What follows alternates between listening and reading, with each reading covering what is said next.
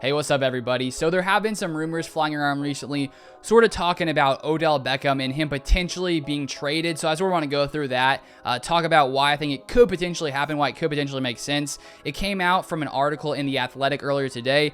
They said this. They said sources familiar with the Cleveland Browns' thinking suggested this could be the wide receiver's final season with the team. Beckham is under contract through 2023. So with this Cleveland Browns team, with Baker Mayfield at the front, they brought in Odell Beckham back in 2019. In his first season in Cleveland, he had a pretty solid year. He had 74 receptions, 1,035 yards, and 4 touchdowns. Not quite at the level that he played at, his first 3 seasons over there in New York when he was just balling out all the time, it seemed. But recently he definitely has struggled, and him and Baker Mayfield's connection hasn't been the best. Their chemistry and, sort of the splits between Baker Mayfield playing with Odell Beckham and without Odell Beckham are a little bit concerning and a little bit confusing, to be completely honest. I'll cover the exact splits a little bit later. But Odell Beckham came into 2020, started off with only 23 receptions for 319 yards and 3 touchdowns in 7 games, which isn't great, before tearing his ACL, and then he missed the rest of the season, and he didn't get to come in here and start this season until week 3. And if we take a look at last week, sort of his production the past couple weeks, actually. Last week versus the Chargers, he only had 2 receptions for 20 yards, and he played in 81% of snaps in that game. Only 2 receptions for 20 yards, even though the Cleveland Browns put up like 42 points versus the Chargers. Then last week against the Vikings, 2 receptions for 27 yards. And then his first game of the season, versus the Bears, he put up 5 receptions for 77 yards. So he hasn't really been putting up great numbers whatsoever, especially in the past couple weeks. Lots of other receivers, other passing options have been targeted more by Baker Mayfield. If we take a look just to last week, David Njoku had 7 receptions, 149 yards. Donovan Peoples-Jones had 5 receptions for 70 yards.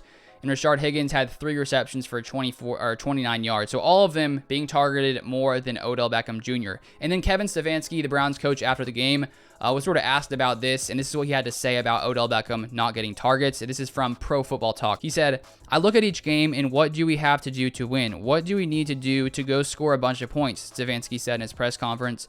"As I've mentioned before, he's a dynamic football player. He's very front of mind when we're game planning, when we're calling plays. Sometimes the defense dictates that the ball goes elsewhere, and we're comfortable with that because we have good players elsewhere." So Stefanski's basically saying, well, we're planning as if, we're going to get him the ball a lot, but sometimes it just doesn't seem to go that way. Sometimes Odell, just doesn't end up getting the ball. And so I think the question now is, why is it that he's struggled a lot when it comes to him, and Baker Mayfield playing together? If we take a look at the split between how Baker Mayfield has performed with Odell Beckham versus without Odell Beckham, in 9 games with Odell, Baker Mayfield has a 60.2% completion percentage, averaging about 200 passing yards per game, 13 touchdowns, 6 interceptions, and an 87.3 passer rating.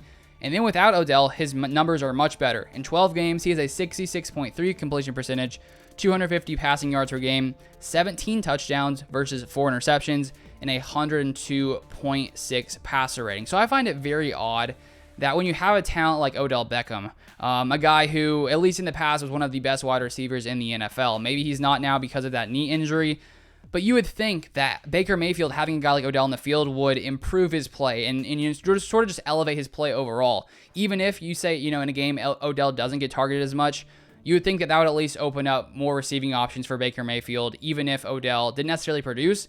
But looking at those stats, even with Odell, in there, his overall stats are down, which just is very interesting. And it sort of just makes me wonder if Odell will be around after the season with the Cleveland Browns, because you'd also have to think that Odell is wanting to get more targets, just because I think he probably still sees himself as, that top 5, top 10 wide receiver, even if maybe his talent level isn't quite at the top as it used to be.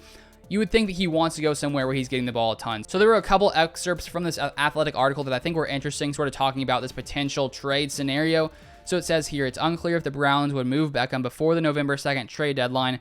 A couple of teams polled by The Athletic have said they have not heard Beckham's name on the trade block. That's likely because the Browns have guaranteed $12.79 million of Beckham's $14.5 million salary this season, so a trade would yield minimal financial relief relative to the receiver's potential within the offense if he improves down the stretch. So they're basically saying that because they've guaranteed him so much money, it probably wouldn't make sense to trade him during this season just because, you know, that's just too much money to pay a guy to not be on your team.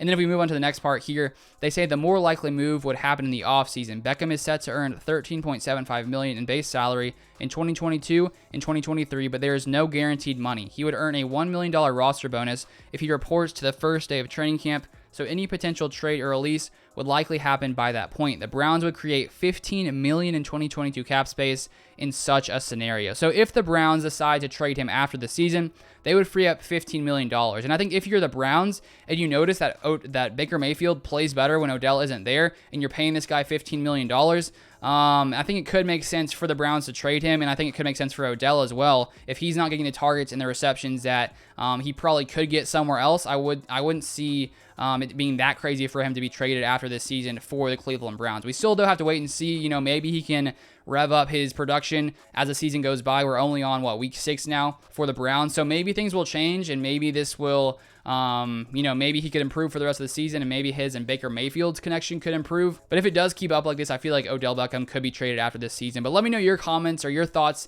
in the comment section down below. And if you guys have yet to subscribe, you want to see more NFL content, feel free to subscribe to the channel and drop a like if you guys enjoyed this video. But thank you guys so much for watching, and I'll see you guys on the next one.